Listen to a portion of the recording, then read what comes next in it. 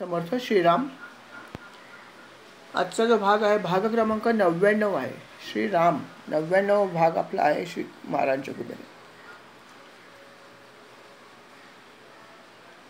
विचित्रेवर्याचा मृत्यू झाला आणि अंबिका आणि अंबालिकाला अर्थात पुत्रप्राप्ती झाली नाही. त्याच्या आधीच याला मृत्यू आला आणि जिवंत असताना त्याच्यामध्ये अर्थात तितकी शक्ती नव्हती की जेणेकरून पुत्रप्राप्ती व्हावी.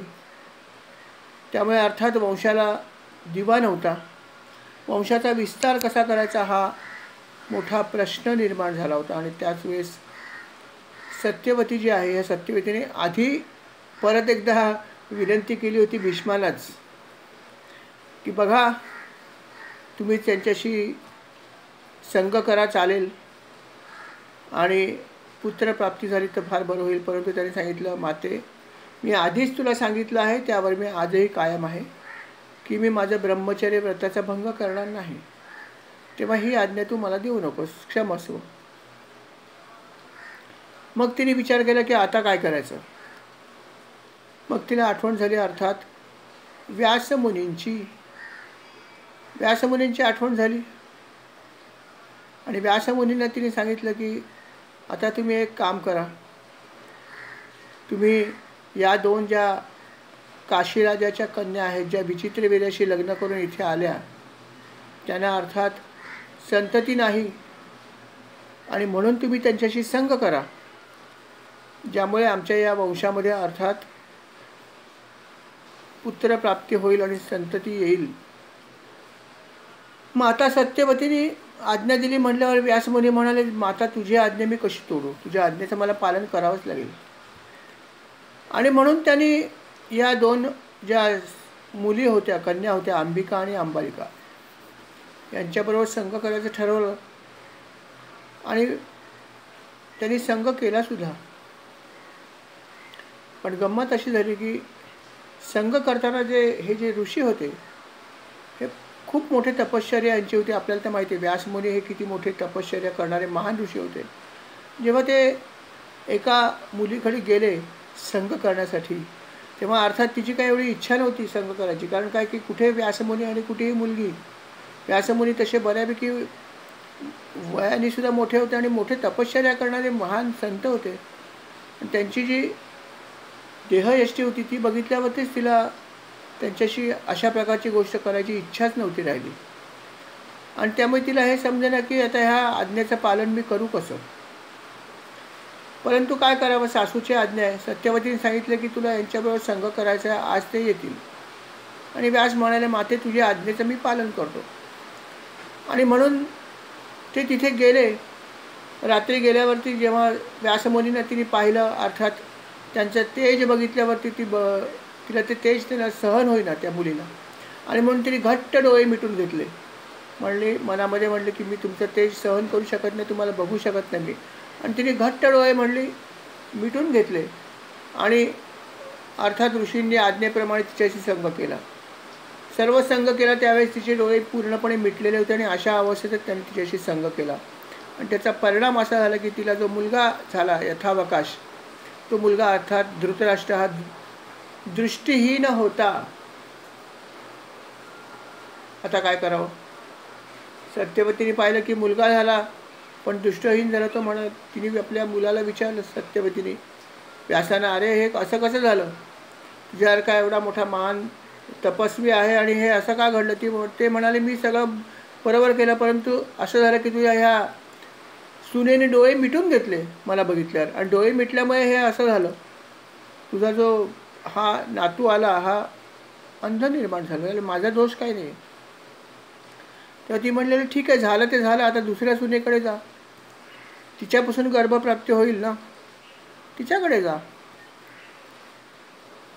तो म्हणला नाही अजून या सुनेकडूनच एकदा आपण बघूया, दुसरा एकदा तिला एक संधी देऊया, कदाचित चांगला पुत्र होईल. असं त्यांच्यामध्ये संवाद चालू होता. आणि अर्थात जी दुसरी कन्या होती ती हा संवाद ऐकत होती. तिलासुद्धा इच्छा नव्हती व्यासमुनींबरोबर संग करायची.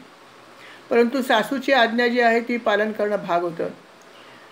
जेव्हा व्यासमुनी परत एकदा ह्या मुलीकडे गेले, इथल्या संग करायसाठी गेले, तेव्हा तिला सासूने आधीच आज्ञा दिली होती की डोळे तू अजिबात बंद करायचे नाही. डोळे बंद केलेस तर खबरदार तिने डोळे उघडे ठेवले, परंतु व्यासमुनींचं जे तेज होतं ते तेज तिलाही सहन झालं नाही. त्यामुळे तिचा चेहरा पांढरा फटक पडला. असं पांढरा फटक पडलेला चेहरा असताना तिच्याशी व्यासमुनीने संग केला आणि परिणामी तिला मुलगा झाला, पण तो पांढऱ्या रंगाचा पांढुरका होता, पांडू रंगाचा होता, म्हणून त्याला पांडू हे नाव पडलं. एकाचं नाव पांडू, दुसऱ्याचं धृतराष्ट्र. का ते एकीचे डोळे बंद होते म्हणून अंधारा, दुसरीचं शरीर पांढरं पडलं म्हणून तो मुलगा पांढरा झाला. अशा प्रकारे 2 पुत्र तर झाले. तेव्हा दोन्ही वेळेस सत्यवती तितकीशी काय खुश नव्हती. ती म्हणली, हे काय बरोबर झालं नाही. 2 मुलं झाली ठीक आहे, परंतु दुसरा मुलगासुद्धा जो आहे तो पांढरा पांढरा झाला आहे, हा सुद्धा जसा व्हायला तसा झालेला नाही आहे. तेव्हा अजून एकदा तू बघ. अर्थात ते म्हणाले, माता तुझी आज्ञा मी पालन करणार, काही प्रश्न नाही, मी परत जाईन. अर्थात सुनेनं हे काहीच पसंत नव्हतं. 2 वेळा आपल्या सासूच्या आज्ञेमुळे ते नाक दाबून हो म्हणाले, पण तिसऱ्यांदा त्यांनी काय केलं असेल तर तिसऱ्यांदा त्यांनी एक दासी जी होती ते दासीला शयनगृहात आणून ठेवलं आणि स्वतः आल्याच नाही. दासी शयनगृहामध्ये आली आणि त्या दासीशी अर्थात व्यासमुनीने संग केला. व्यासमुनीने हा विचार केला नाही की कोण आहे. ते म्हणाले, मला मातेने सांगितलं तिथे जा आणि संग कर, मी करणार, संपला विषय. दासी होती, दासींशी व्यासमुनीने संग केला आणि यथावकाश तिलासुद्धा पुत्रप्राप्ती झाली. आणि अर्थात तिला झालेला जो पुत्र होता तो खूप महान होता, ज्याचं नाव होतं विदुर, जो अतिशय धर्मज्ञ होता. कारण व्यासांचा पुत्र होता आणि कुठल्याही प्रकारचं असं व्यंग त्याला नव्हतं, अव्यंग होता, परंतु तो दासीपासून निर्माण झाला होता, दासीपुत्र होता. असा हा विदुर या ठिकाणी जन्माला आला. अशी यांची ही कथा घडली. या भागवतामध्ये त्यांनी महाभारतावरती थोडासा फोकस केलेला आहे, पूर्ण फोकस केलेला नाही आहे, कारण भागवताचा अँगल जो आहे तो वेगळा आहे. त्यामुळे त्यांनी ही कथा थोडीशी सांगितली आहे, संक्षेपात सांगितली, म्हणून आपण तिला संक्षेपामध्येच बघणार आहोत, हे लक्षात ठेवा. जिथे गरज असेल तिथे मी थोडासा विस्तार करेन, कारण महाभारत हा महाशब्द लागू आहे, त्याला प्रचंड कथा आहे. त्यामुळे त्या कथेमध्ये आपल्यालाही जायचं नाही जास्त डीप, परंतु जसा जसा इथे उल्लेख आहे तेवढा भाग मी तुम्हाला या ठिकाणी सांगतो आहे, हे लक्षात ठेवा. हे तर समजा आपण बघितलं की 2 मुलं कशी झाली, धृतराष्ट्र आणि पांडू, आणि विदुराचा जन्म कसा झाला.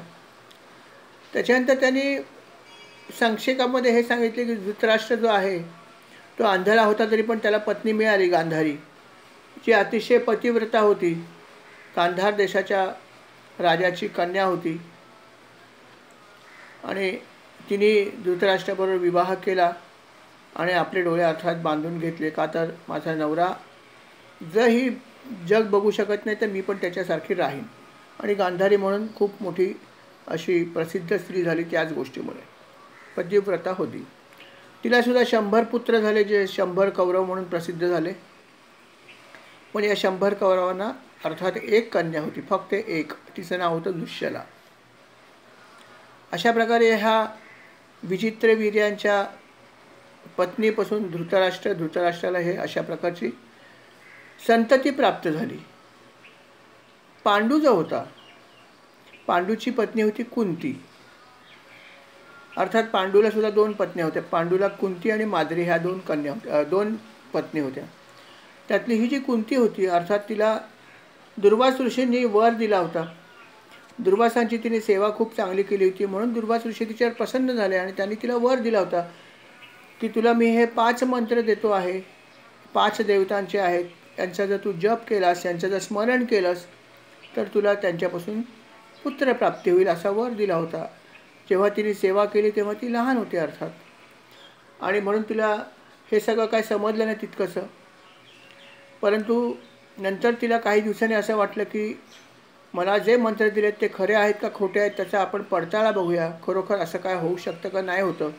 आणि म्हणून तिने ऐन तारुण्यामध्ये लग्नाच्या आधीच एक मंत्र जपला, तो म्हणजे सूर्याचा.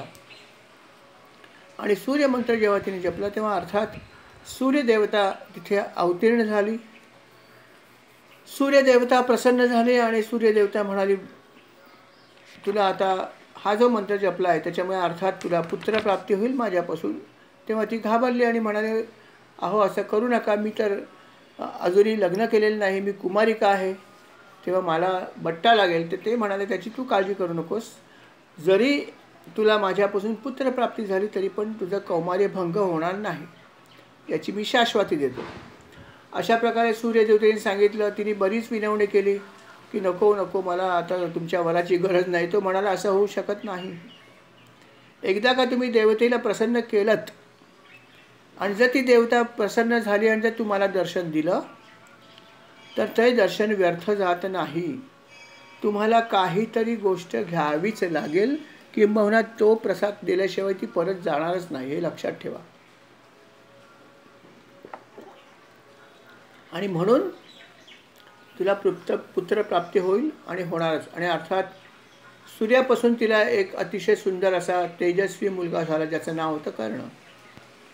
माहितीच आहे आपल्याला कथा. तर हा कर्ण उत्पन्न झाल्यावरती अर्थात ती घाबरली. सूर्यदेवता गुप्त झाली. तिचं कौमार्य अखंड राहिलं, हे सगळं बरोबर झालं, परंतु गवगवा होऊ नये म्हणून तिने त्याला पेटीत बंद केलं आणि अर्थात सोडून दिलं नदीमध्ये. ही कथाही आपल्याला माहीतच आहे. अशा प्रकारे ह्या कुंतीची ही कथा झाली. परंतु यथावकाश जेव्हा तिचं लग्न झालं पांडू बरोबर, तेव्हा अर्थात तिने बाकीचे जे मंत्र आहेत ते जपले आणि त्याच्यापासून तिला सुद्धा पुत्रप्राप्ती झाली. जसं यमापासून तिला अर्थात युधिष्ठिराचा जन्म झाला, त्याच्यानंतर अर्थात वायूपासून भीमसेनाचा जन्म झाला, इंद्रापासून अर्थात अर्जुन झाला आणि नकुल आणि सहदेव हे जे ते अश्विनी कुमारांपासून तिला 2 पुत्र झाले. परंतु तिला झाले नाहीत, तिच्या दुसऱ्या सवतीला म्हणजे माद्रीला झाले.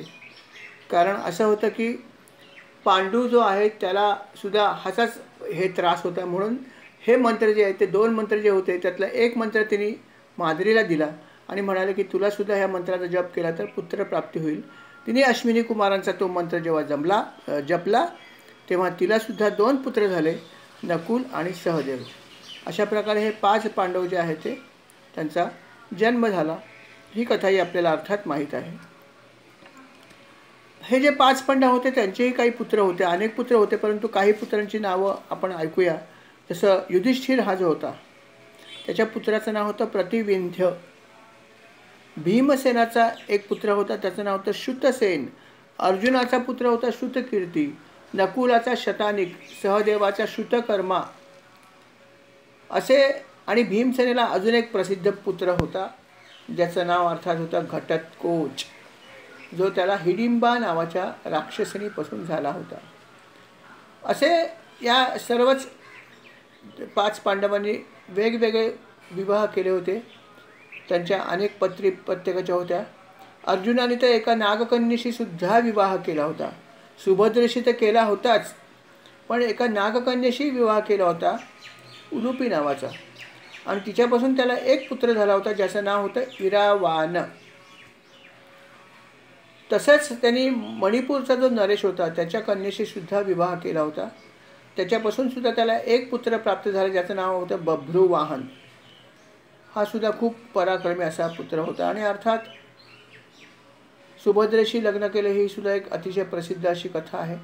आणि अर्थात तिच्यापासून जो पुत्र झाला त्याचं नाव होतं अभिमन्यू.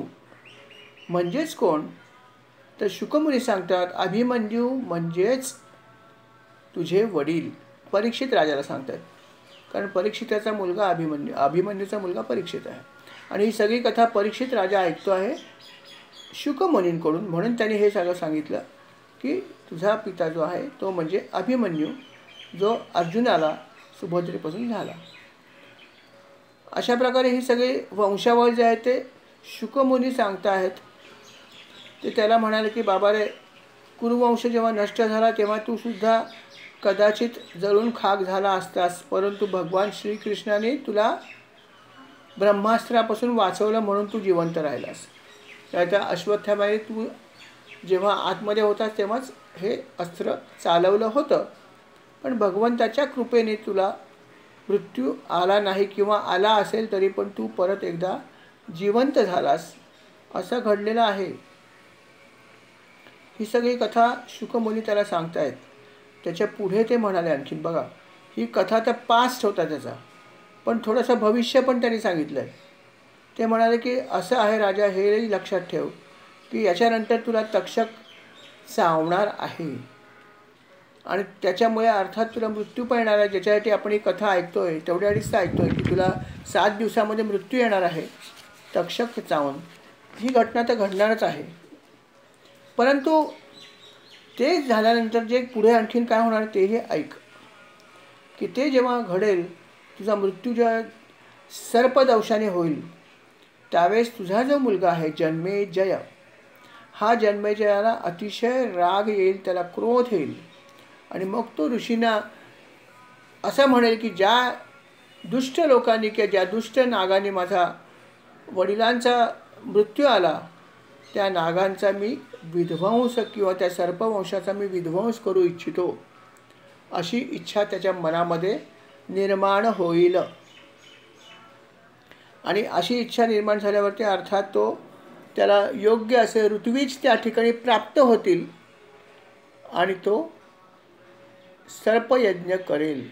आणि असा सर्पयज्ञ ना ह्यापूर्वी कोणी केला आहे ना कोणी भविष्यात करणार आहे, परंतु हा सर्पयज्ञ होणार आहे आणि हजारो लाखो सर्पांचा त्या यज्ञामध्ये नाश होणार आहे.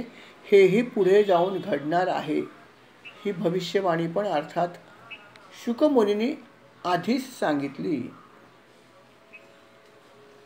ते म्हणाले की अर्थात यथावकाश भरपूर सर्पांचा नाश झाल्यावरती तो यज्ञमध्येच थांबेल. हेही होणार आहे, काळजी करू नको, सर्व सर्पांचं काही नाश होणार नाही आहे.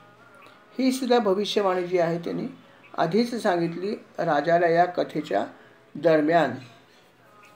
आणि अर्थात राजाने ते शांतपणे ऐकून घेतलं. हा महत्त्वाचा भाग आहे की मृत्यू कधी होणार आहे हे त्यांनी, शाप तर होताच राजाला सर्पदंशाचा, परंतु जेव्हा 7 दिवसांनी मृत्यू येणार हे जेव्हा 100% नक्की आहे, त्यावेळेस ते भय त्याचं जाणं हे सगळ्यात महत्त्वाचा भाग होता.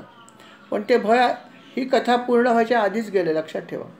कथा ऐकल्यावर तर भय गेलंच गेलं, परंतु ही कथा जेव्हा तो ऐकत होता, हे सुद्धा जेव्हा ते सांगितलं त्यांनी की असं असं होणार आहे नक्कीच, तेव्हासुद्धा राजा अतिशय शांत होता. परीक्षित राजाला त्याच्याने काहीच वाटलं नाही, कारण त्याचं जे भय होतं मरणाचं, ही भागवत कथा ऐकायला सुरुवात केल्यावर लगेचच निघून गेलं. आणि हे पण या भागवत कथेचं एक फल आहे की परीक्षित राजा जो आधी सैरभैर झाला होता, शाप मिळाल्यावर 7 दिवसात मृत्यू होणार, तेव्हा काय करू नको असं त्याला झालं होतं. परंतु जेव्हा ही कथा त्याने ऐकायला सुरुवात केली, या कथेचं जे काही फलित आहे, अनेक प्रकारची फळं या पुण्य श्रवणाने होणार आहे, परंतु त्यामध्ये एक फळ हे पण महत्त्वाचं होतं की मृत्यूचं भय जे आहे ते राजाचं जाणार होतं नव्हे. ते कथा ऐकत असताना मध्येच गेलं आहे, लक्षात ठेवा. हे पण त्याने शांतपणे ऐकलं आणि हे साधारणपणे 9व्या स्कंदामध्ये आलेलं आहे सगळं. म्हणजे विचार करा, भागवताचे अजून स्कंद बाकी आहेत आणि ही कथा पूर्ण व्हायच्या आधीच 12 स्कंद आहेत, परंतु 9व्या स्कंदामध्येच तो कथाकथन तिथपर्यंत आला असतानाच त्याचं भय निघून गेलं. त्याने हे शांतपणे ऐकून घेतलं असं भागवतामध्ये म्हणलं. म्हणजे विचार करा, हा ग्रंथ किती कशा प्रकारचं फलदायी आहे. इतकी मोठी गोष्ट होणं काय साधी गोष्ट नाही आहे. मरणाचं भय जाणं ही खूप मोठी गोष्ट आहे. मरणावर विजय मिळवल्यासारखंच आहे असंही म्हणायला हरकत नाही. परंतु हे घडलं 9व्या अध्यायाच्या दरम्यान, मी तिथपर्यंत कथा आली आणि हे घडलं असं भागवतामध्ये म्हणलेलं आहे. आणि अशा प्रकारे ही भविष्यवाणी त्यांनी सांगितली. अर्थात जन्मेजय राजा जो होता त्याचेसुद्धा अनेक पुत्र होते, त्याची पण वंशावळ बऱ्यापैकी मोठी होती. अनेक त्याला मुलं झाली, ती सगळी मुलं अर्थात पराक्रमी होती. सहदेवाला सुद्धा जो मुलगा झाला त्याचं नाव होतं मार्जारी. त्याच्यापासून एक मुलगा झाला, त्याचं नाव होतं श्रुतिश्रवा. असे त्यांचासुद्धा वंश जो आहे तो पुढे गेला आणि असा बराच मोठा हा वंश पुढे गेला. नंतर करता करता करता करता बृहद्रथ नावाचे वंशाचे राजे निर्माण झाले.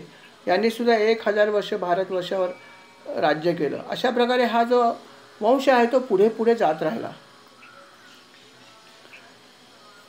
राजा बली जो होता राजा बलीचा पण अशा प्रकारचाच खूप असा मोठा वंश होता. त्याच्या पण वंशामध्ये अनेक लोक होऊन गेले आणि त्याच्यामध्ये सुद्धा काही जे आहेत ते त्यांचे जे विवाह आहेत ते काही ठिकाणी ऋषींशी झाले. म्हणजे बली राजा स्वतः जरी दैत्यांच्या कुळातला होता तरी पण त्यांच्या वंशामध्ये काही ठिकाणी असाही ज्याला आपण म्हणतो की संकर झाला असे विवाह काही काही घडलेले आहेत. आणि काही काही विवाह तर अतिशय गंमतशीर पण असे झालेत की जसं त्यांनी असं वर्णन केलं आहे की एक विभांडक नावाचे ऋषी होते. ह्या विभांडक नावाच्या ऋषींना हरणापासून मुलगा झाला होता. त्याचं नाव होतं ऋष्यशृंग. आणि हा ऋष्यशृंगसुद्धा अतिशय मोठा विद्वान आणि अतिशय मोठा भक्त असा ऋषी होऊन गेला. आणि जेव्हा रोमपाद नावाचा एक राजा होता त्याला जेव्हा संतती होत नव्हती तेव्हा हा ऋष्यशृंगाने येऊन यज्ञ केला आणि त्याच्याकरवी जेव्हा यज्ञ झाला तेव्हा ह्या पुत्रहीन किंवा संततीहीन रोमपादाला सुद्धा पुत्र झाले. दशरथाने सुद्धा याच्याकडूनच यज्ञ करून घेतला असं पण वर्णन आहे.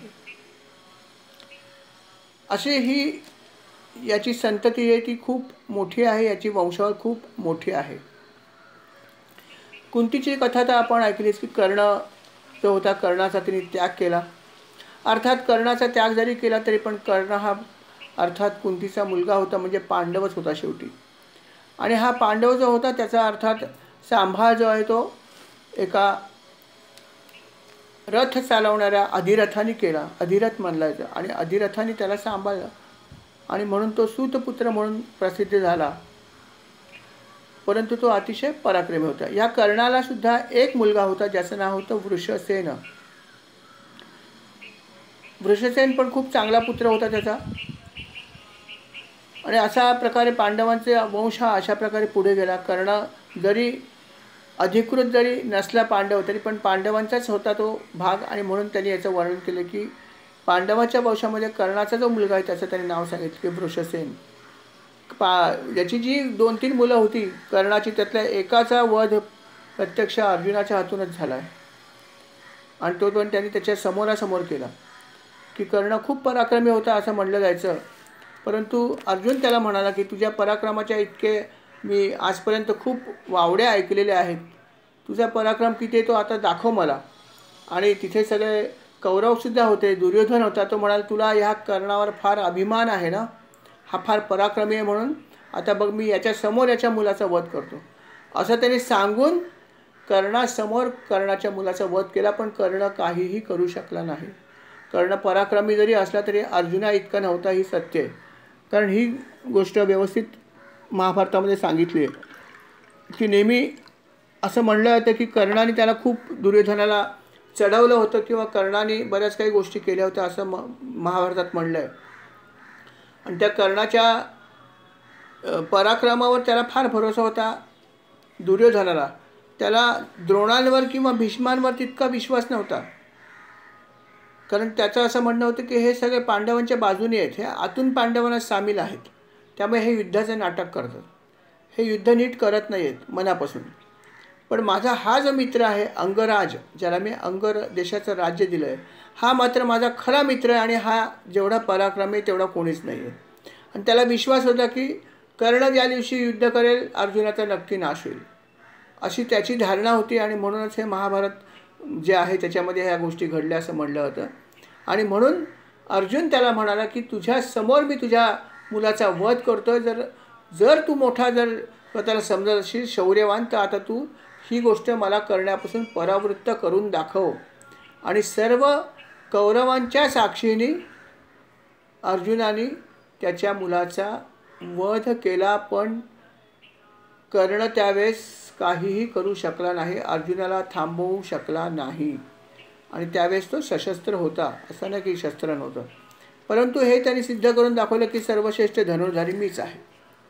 परंतु असा हा कर्ण होता. या कर्णाची सुद्धा अनेक मुलं होऊन गेलेली आहेत. त्याच्यानंतर पुढे एका वंशाचं अजून वर्णन आहे.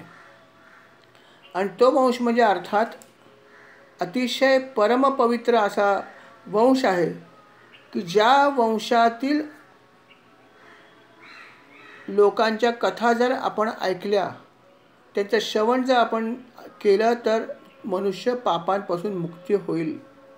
असा हा यदुवंश आहे. हा इतका पवित्र असण्याचं कारण म्हणजे अर्थात प्रत्यक्ष भगवंतानी श्रीकृष्णाने याच वंशामध्ये अर्थात अवतार घेतला होता मनुष्य रूपाने.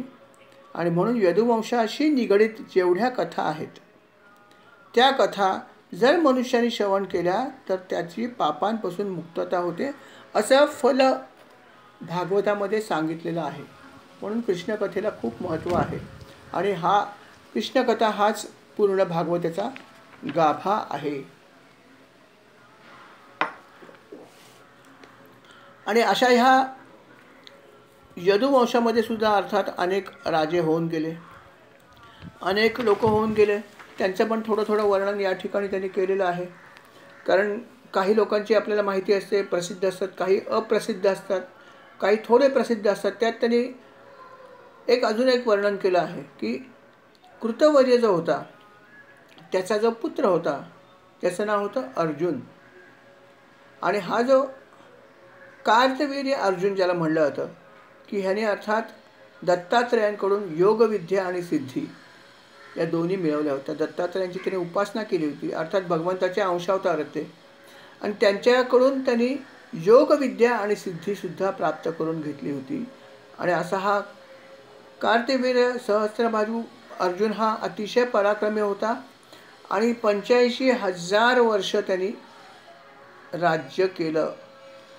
आणि हे 85,000 वर्ष राज्य करत असताना त्याचं बळ कधीही कमी झालं नाही.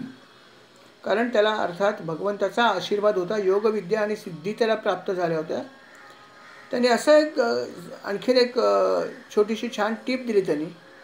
त्यांनी असं म्हणलं की या सहस्त्रार्जुनाचं किंवा या कार्तवीर्य अर्जुनाचं जर आपण स्मरण केलं तर आपलं हरवलेलं धन सापडतं, असं भागवतामध्ये म्हणलं आहे. आणि त्यासाठी एक मंत्र त्याने दिला आहे. तो मंत्र असा आहे, कार्तवीर्य अर्जुनो नाम राजा बहुसहस्रवान तस्य स्मरणमात्रेण गतं नष्टं च लभ्यते. श्रीराम हा तो मंत्र आहे. असं त्याने म्हणलं की जर आपलं एखादं धन कुठे हरवलं असेल काही, तर त्यावेळेस जर आपण हा मंत्र जर जपलात मनपूर्वक अगदी, तर आपलं गेलेलं धन मिळू शकतं, असं त्याने या भागवतामध्ये उल्लेख केलेला आहे. आणि हा मंत्र अर्थात ह्या कार्तवीर्य अर्जुनाशी निगडीत होता, ज्यांनी दत्तात्रेयांची तपश्चर्या करून त्यांच्याकडून अनेक गोष्टी मिळवल्या होत्या. आणि म्हणून या मंत्राला महत्त्व आहे. अशा प्रकारे ह्या कार्तवीर्याचं पण त्यांनी वर्णन केलेलं आहे. अजून एक महत्त्वाचा भाग त्यांनी सांगितला आहे की आपल्याला विदर्भ हा वंश माहिती आहे. तर हा विदर्भ वंश कसा निर्माण झाला, तर एक राजा होऊन गेला ज्याचं नाव होतं जामग. जामग नावाचा एक राजा होऊन गेला. त्याला 2 पत्नी होत्या. ती दुसरी पत्नी होती शैब्य नावाची. हिला जेव्हा गर्भधारणा झाली, अर्थात तिला गर्भधारणा होत नव्हती, पहिल्या पत्नीला पण गर्भधारणा होत नव्हती, परंतु त्यांनी अर्थात पितरांची थोडीशी उपासना केली आणि विश्वदेवाची. आणि ती केल्यावरती ह्या दुसऱ्या पत्नीला गर्भधारणा झाली. आणि तिला जो सुंदर बालक तिने एका जन्माला दिला आणि त्याचं नाव होतं विदर्भ. आणि तिथून हा विदर्भ वंश तयार झाला.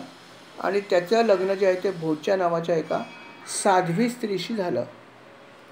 आणि मग हा विदर्भ वंश जो आहे हाही खूप मोठा वंश झाला. जसं या विदर्भाच्या पत्नीचं नाव होतं भोजच्या, हिच्यापासून त्याला अनेक पुत्र झाले. त्याच्यामध्ये रोमपाद नावाचा एक अतिशय प्रसिद्ध असा पुत्र होऊन गेला की तो अतिशय मोठा राजा झाला. हा रोमपाद जो होता त्याच्यापासून त्याचा पुत्र बभ्रू, बभ्रूचा पुत्र कृती, कृतीचा उशिक, उशिकचा पुत्र चेदी. आणि चेदी हा जो आहे, या चेदीच्या वंशामध्येच अर्थात शिशुपाल जन्माला आला. म्हणून याचं महत्त्व आहे की शिशुपाल जो आहे तो या चेदी राजाचा वंशामध्ये जन्माला आला. आणि ह्याचा वंश अशा प्रकारे विदर्भ राजापासून निर्माण झाला आहे.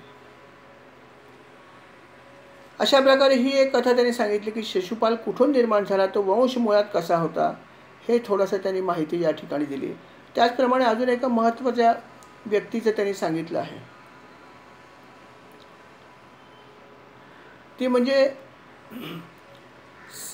सात्यकीची माहिती त्यांनी दिली की सत्यक नावाचा एक पुरुष होऊन गेला. त्याचा शिनी नावाच्या व्यक्तीपासून जन्म झाला होता. अर्थात हा मोठा तपस्वी होता. आणि सत्यकाचा जो मुलगा होता त्याचं नाव होतं युयुधान. आणि हा जो युयुधान आहे हा म्हणजेच सात्यकी. त्याचं नाव होतं युयुधान, पण तो सात्यकी म्हणून प्रसिद्ध होता. आणि तो अतिशय पराक्रमी होता. सात्यकी हा प्रचंड पराक्रमी होता. आणि सात्यकी हा पुढे जाऊन ही जी सेना होती यादवांची, या यादवांच्या सेनेचा तो सेनापती बनला. म्हणजे विचार करा किती पराक्रमी होता. यादवांच्या सेनेचा सेनापती बनणं हे साध्याचं काम नाही आहे. आणि हा अर्थात भगवंताचा भक्त होता. आणि दुसरा तो म्हणजे अर्जुनाचा सुद्धा भक्त होता. सात्यकी जरी यादवांचा सेनापती होता तरी पण सात्यकीने अर्जुनाला आपलं गुरु मानलं होतं. आणि अर्जुनाकडून तो अनेक गोष्टी शिकला असाही उल्लेख आहे. अर्थात अर्जुनाकडून त्याने अनेक गोष्टी शिकल्या. आणि जेव्हा वेळ आली युद्धाची, जेव्हा सैन्य आणि कृष्ण यांच्यामध्ये जेव्हा वाटप करण्यात आलं आणि कृष्ण जेव्हा पांडवांच्या वाटेला गेला आणि सगळी चतुरंग सेना जी आहे ती दुर्योधनाने घेतली, हे झालं तरीसुद्धा सेना सगळी दुर्योधनाला मिळाली नक्कीच. परंतु सेनापतींनी सांगितलं की मी मात्र दुर्योधनाकडे जाणार नाही. सेना तुम्ही घेऊन जा, सेनेचं सेनापती पद मी सोडून देत आहे. मला हे पद नको आहे. जर ही सेना जर दुर्योधनाकडे जाणार असेल आणि पांडवाशी लढणार असेल तर मी या सेनेचं सेनापती पद सोडून देत आहे. या सेनेशी माझा काही संबंध नाही. मी पांडवांच्या बाजूने जाणार आहे आणि पांडवांच्या बाजूने लढणार आहे असं सात्यकीने जाहीर केलं. आणि जरी चतुरंग सेना ही दुर्योधनाकडे गेली, अर्थात भगवंताच्या वाटणीप्रमाणे गेली, तरी पण सात्यकीने अर्जुनाची साथ दिली. तो म्हणाला ते माझे गुरु आहेत आणि मी माझ्या गुरूंच्या बरोबरच राहणार आहे. आणि अर्थात माझ्या गुरूंच्या बरोबर माझे परमेश्वर श्रीकृष्णसुद्धा आहेत. त्यामुळे मी याच भागाची किंवा याच लोकांची साथ देईन असं म्हणून सात्यकीसुद्धा जो आहे तो पांडवांच्या बाजूनेच लढायला आला असंही भागवतामध्ये म्हणलेलं आहे. असे अनेक प्रकारचे ही जे आहेत हा जो याचा वंश आहे, या वंशामध्ये एक से एक राजे होऊन गेले आणि एकेकांच्या खूप सुंदर सुंदर अशा कथा पण आहेत वेगवेगळ्या प्रकारच्या. पुढे त्यांनी अजून एका वंशाचं वर्णन केलं आहे. त्या वंशामध्ये त्यांनी असं म्हणलं आहे की अंधक नावाचा एक राजा होता. त्याचा दुदुंबी नावाचा मुलगा होता. त्याचा एक मुलगा होता अरिध्योत. अरिध्योताचा मुलगा होता पुनर्वसू. पुनर्वसूचा आहुक. आणि आहुकी नावाची एक कन्या होती. आहुकाचा देवक आणि उग्रसेन हे 2 पुत्र होते. इथे आपल्याला थोडीशी माहिती की आहुकाचे देवक आणि उग्रसेन नावाचे 2 पुत्र होते. आणि यांचासुद्धा वंशविस्तार पुढे झाला. त्यातला जो वंशविस्तारामध्ये त्याने असं म्हणलं आहे की आहुकाचे जे 2 पुत्र होते त्यातला जो देवक होता, या देवकाला सुद्धा अर्थात 4 पुत्र होते. आणि त्यातला धृतदेव होता, शांतिदेव होता, उपदेव होता, श्रीदेवा होता, देवरक्षित होता, सहदेवा आणि देवकी अशा 7 बहिणी पण होत्या. या 7 बहिणी ज्या होत्या त्या 7च्या बहिणीशी लग्न केलं वसुदेवांनी. वसुदेव जे आहेत त्यांनी या 7 बहिणींशी लग्न केलं. उग्रसेन जो होता हा सुद्धा अर्थात तुम्हाला माहिती आहे हा राजा झाला पुढे.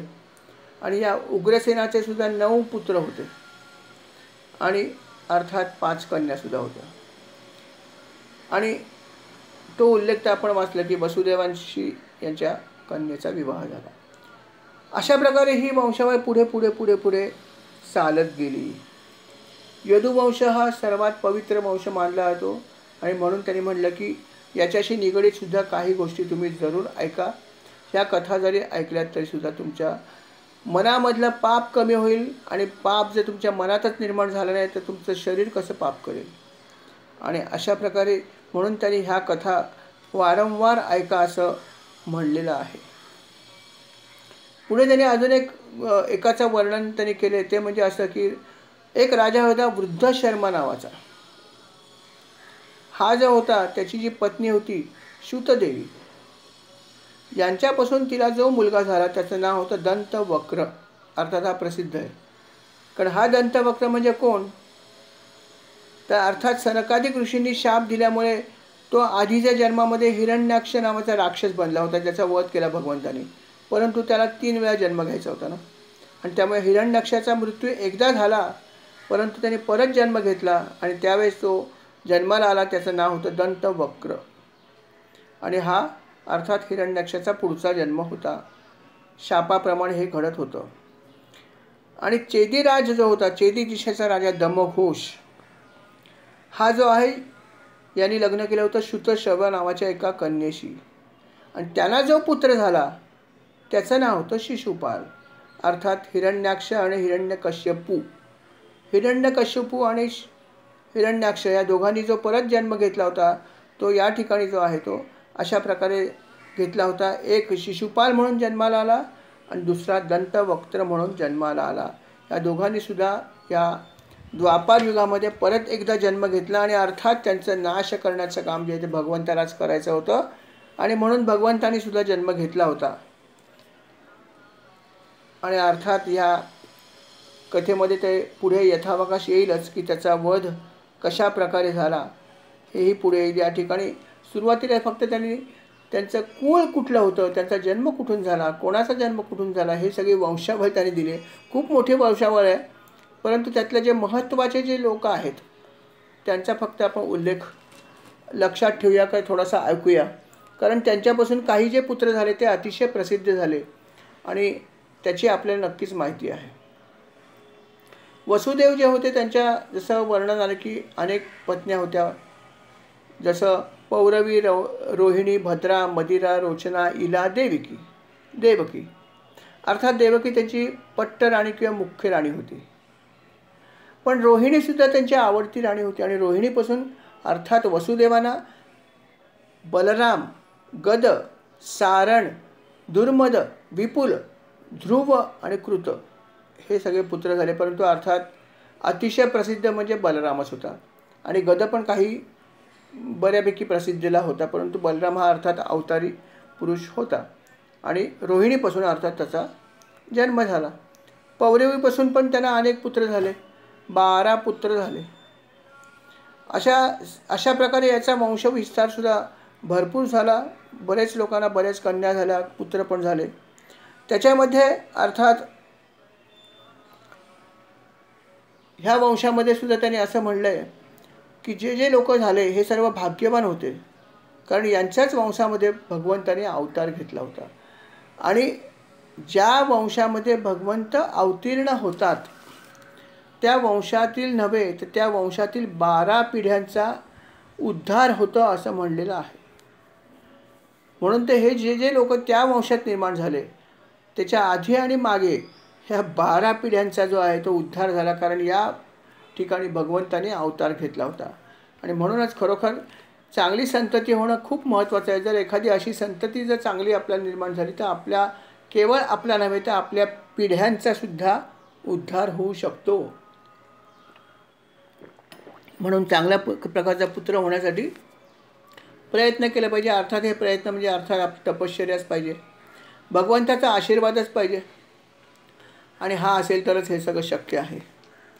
अर्थात भगवंतानी या ठिकाणी स्वतः अवतार घेतला, या वंशामध्ये अवतार घेतला. जोडीला अर्थात बलराम होतेच, बलरामाला घेऊनच ते जन्माला आले. आणि त्यांचं जे काम होतं ते करण्यासाठीच त्याने तो जन्म घेतला होता. तिथे त्याने अनेक लीला केलेल्या आहेत, अनेक लोकांचा उद्धार केलेला आहे, अनेक शत्रूंचा संहार केला. हजारो स्त्रियांना त्यांनी जे आहे ते त्यांचा उद्धार केला, त्यांच्याशी विवाह केला, त्यांच्याबरोबर हजारो पुत्रांना जन्म दिला. श्रीकृष्णाने काय केलेलं नाही? श्रीकृष्णाने अनेक गोष्टी केलेल्या आहेत. आणि अशा श्रीकृष्णाचं चरित्रसुद्धा जे आहे ते अद्भुत आहे. आणि भागवतामध्ये त्याने म्हणलं की जो मनुष्य भगवंताचं चरित्र ऐकतो त्याच्या मनातला पहिली गोष्ट म्हणजे पाप पुण्य ते मिळतं, परंतु आपल्या मनामध्ये त्या वासना असतात त्या वासना कमी व्हायला लागतात, कारण भक्ती वाढायला लागते. भक्ती जोपर्यंत वाढत नाही तोपर्यंत वासना कमी होत नाही, आणि वासना कमी होण्यासाठी भक्ती वाढली पाहिजे, आणि भक्ती वाढण्यासाठी अर्थात अशा प्रकारच्या कथांचं आपण श्रवण केलं पाहिजे असं भागवतात म्हणलं. त्यांनी म्हणलं की या सगळ्या कथा तुम्ही जर ऐकल्यात वारंवार आणि अतिशय जर तुम्ही मनपूर्वक ऐकल्या तर तुमच्या मनातली विषय वासना जी ती हळूहळू कमी व्हायला लागते, आणि कमी झाल्यावरती अर्थात जर वासनाच जर तुमची निघून गेली तर पाप पण तुमचं होणार नाही, आणि वासना जर नष्ट झाली तर नंतर परत जर तुम्ही कथा तरीसुद्धा ऐकत राहिला तर तुमचं पाप कमी व्हायला लागेल. हेही घडू शकतं. ही इतकी शक्ती भागवतामध्ये असं वर्णन या ठिकाणी केलेलं आहे. आणि अर्थात हे जे महापुराण आहे श्रीमद भागवत, याच्यामध्ये सर्वात महत्त्वाचं असं त्यांनी ज्याला म्हणलं किंवा सर्वात जास्त फोकस ज्याच्यावर केलं आहे त्या श्रीकृष्णावर, त्याच्याशी निगडीत जो स्कंद आहे तो आहे स्कंद क्रमांक 10. स्कंद क्रमांक 10 मध्ये त्यांनी ह्याच्याशी संपूर्ण अतिशय सविस्तरपणे हा सगळं त्यांनी भगवंतावरती सगळं काही सांगितलेलं आहे की भगवंताने जन्म कसा घेतला, भगवंताचं लीला कशा झाल्या, भगवंताने काय काय केलं काय केलं नाही, याचं इतकं सुंदर वर्णन त्यांनी केलं आहे की ते वर्णन ऐकत राहावं, ऐकतच राहावं. कितीही वेळा जरी ऐकलं तरी असं वाटतं की हे परत ऐकावं. खरंच भागवत आपण चौथ्यांदा ऐकतो आज, कारण त्याच्यामध्ये खरोखर इतकं काय सांगावं, वर्णन करायला शब्द नाही. तो भागवतामध्ये ऐकताना किंवा सांगताना इतका आनंद येतो आपल्याला सर्वांना की कथा ही परत परत ऐकावी वाटते. आणि आता जो सर्वात महत्त्वाचा मानला जातो भागवतामध्ये तो स्कंध येणार आहे, तो म्हणजे स्कंद क्रमांक 10 आता येणार आहे. कारण आधीच्या स्कंधामध्ये ह्या सगळ्या गोष्टीची थोडीशी माहिती त्यांनी दिली आहे, फक्त स्पर्श केलेला आहे की भगवंत कुठल्या काळात आला, काय आला, कसा झाला, काय झालं, हे सगळं त्यांनी सांगितलं आहे. परंतु याच्या पुढचा जो स्कंध येणार त्या स्कंधामध्ये अर्थात त्यांनी संपूर्णपणे भगवंताची लीला, भगवंताचा जन्म, भगवंतानी काय केलं, कसं केलं हे सगळं सांगितलं. इतकंच नाही तर अतिशय सुंदर असा उपदेश पण त्यांनी केला आहे. आणि अजून महत्त्वाचा भाग म्हणजे याच सर्व अध्यायांमध्ये गोपिकांबरोबर त्यांनी कशा प्रकारे प्रेम केलं, गोपिकांबरोबर त्यांनी कशा प्रकारे रासक्रीडा केल्या, याचं अतिशय सुंदर वर्णन आहे की जे वर्णन आपण ऐकत राहतो, जे वर्णन आपण बघत आपल्या डोळ्यासमोर होतं ऐकताना. असं हे भगवंताचं जे आहे ती लीला जी आहे ती पूर्ण 10व्या स्कंदामध्ये येणार. अर्थात 10व्या जो स्कंद आहे त्या 10व्या स्कंदाचे पण 2 भाग त्यांनी केलेत. बाकी सर्व स्कंद एकेकाच भागामध्ये, परंतु 10वा स्कंद जो आहे त्याचे 2 भाग त्यांनी केलेत.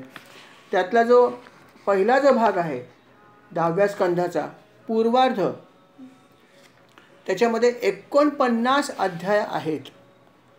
भागवत पुराणामध्ये 10व्या स्कंदाचा पहिला जो अध्याय आहे, पहिला जो भाग आहे त्याच्यामध्ये 49 अध्याय आहेत. आणि नंतर 10व्या स्कंदाचा जो उत्तर भाग आहे, उत्तरार्ध जो आहे त्याच्यामध्ये किती भाग आहेत तुम्हाला मी बघून सांगतो. 1 सेकंद थांबा फक्त.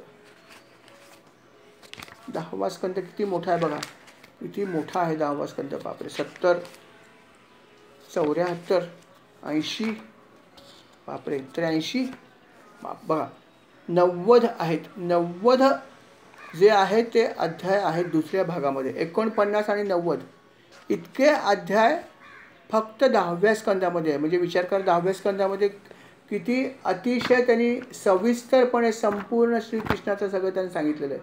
फक्त चरित्र नव्हे, त्याच्या लीला नव्हे, तर अतिशय सुंदर असा उपदेश पण याच्यामध्ये आहे. आणि हा सगळ्यात महत्त्वाचा अध्याय असं भागवतामध्ये मानलं जातं. अर्थात या अध्यायाला आपण सुरुवात आज करणार नाही आहोत. या अध्यायाला आपण सुरुवात अर्थात उद्यापासून करूया. कारण एकदा का ह्या अध्यायाला सुरुवात केली की मग एक वेगळ्याच आपण ठिकाणी पोचल्यासारखं होणार आहे. आणि म्हणून आता 9व्या स्कंधापर्यंत आपली कथा पोचलेली आहे. तर आपण 9व्या स्कंधापर्यंतच आल्यावर इथे आपण एक छोटासा स्वल्पविराम घेऊया आणि पुढचा जो स्कंध आहे तो स्कंध आपण उद्यापासून ऐकूया. आणि या ठिकाणी मला वाटतं आपण आता स्वल्पविराम घ्यावा आणि पुढची जी कथा आहे, पुढच्या स्कंधाची जी कथा आहे ते अर्थात आपण उद्यापासून ऐकूया. महाराजांच्या कृपेने या ठिकाणी आपण स्वल्पविराम घेऊन ही जी काही सेवा झाली आहे ही सेवा आपण महाराजांच्या चरणी अर्पण करूया. हा 9वा स्कंद या ठिकाणी संपलेला आहे. महाराज आपल्या चरणी ही सगळी सेवा आम्ही अर्पण करतो. स्वीकार करावा. कळत नकळत चूक झाली असेल तर क्षमा करावी. आणि अशीच सेवा आम्हा सर्वांकडून करून घ्यावी ही विनंती आपल्या चरणी आहे. श्रीराम समर्थ. श्रीराम.